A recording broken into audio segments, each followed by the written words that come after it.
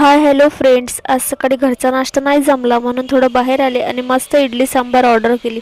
गरमागरम इडलीसोबत चटणी आणि सांबार खूप हेवी नाही पण पोटभर आणि मनभर वाटतो असा हा नाश्ता आहे. आणि कोणाकोणाला घरची इडली आवडत नाही, मला तर बिलकुल आवडत नाही. त्यानंतर मग स्वीट मार्टमध्ये गेले, काही स्वीट्स घ्यायचे होते ते घेतले. त्याच्यानंतर पोस्टात गेले, थोडं काम होतं पण तिथे गेल्यावर समजलं त्यांचं लंच ब्रेक चालू आहे. मग थोडा वेळ तिथेच बाहेर थांबली आणि बाहेरचं वातावरण एवढं शांत वाटत होतं ना, खूपच मस्त. त्यानंतर फायनली लंच ब्रेक संपला, आत गेली तर खूप मोठी लाईन होती. काम संपवून घरी आले तर आईने मस्त एक साडी आणली होती. ती बोलली मला बघ कशी वाटते तर, आणि बघितलं तर एकदम मस्त वाटत होती. एकदम सिल्क मध्ये होती आणि एकदम सोबर वाटत होती. तुम्हाला कशी वाटली नक्की सांगा.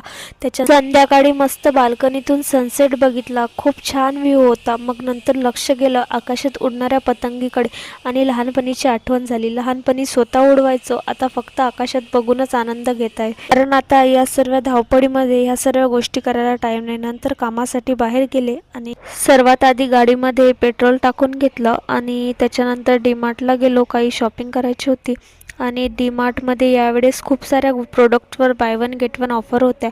मग या संधीचा फायदा घेऊन थोड्याफार गोष्टी घेतल्या आणि नेहमीप्रमाणे एक गोष्ट घ्यायला गेले आणि 10 गोष्टी घेऊन बिलिंग करायला गेले. बिल वगैरे झाले.